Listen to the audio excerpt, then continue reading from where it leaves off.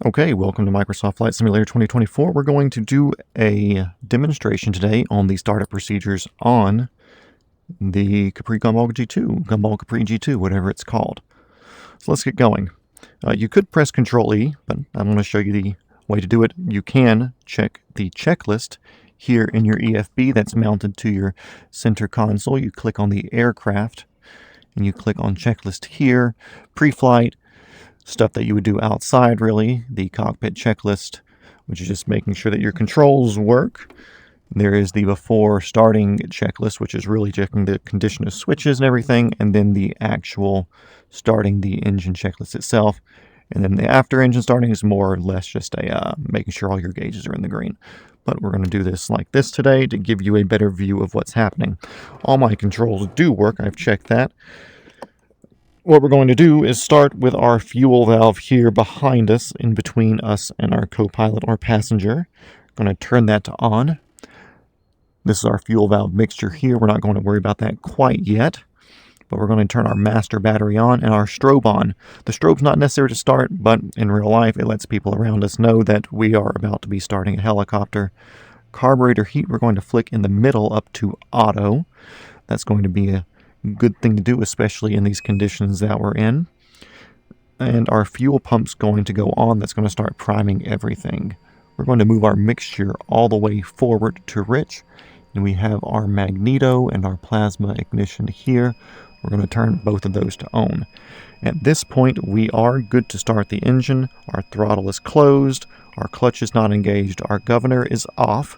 The starter button is on the front of the collective here, but I've got a button on my cyclic on my peripherals. So we're going to do that, and the engine will start up and start running. You can see our RPM is the shorter purple arrow right there. And you can see that we have 565 RPM from the engine there. So now what I'm going to do, I'm going to add a little bit of throttle and bring us up to there, and I'm going to flick our clutch on there. The reason I bring the throttle up is because if you have it all the way at idle, the engine does have a tendency to die because of the extra load from the prop or the rotor moving. Go ahead and flick your alternator on so you can keep building power.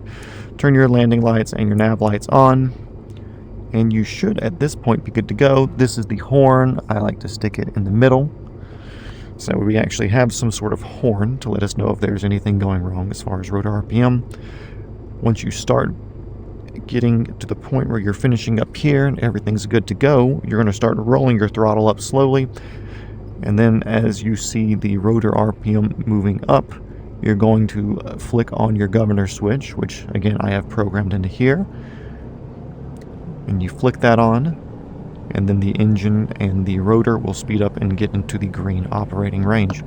At that point, you are good to go and good to fly as soon as everything is there in those areas.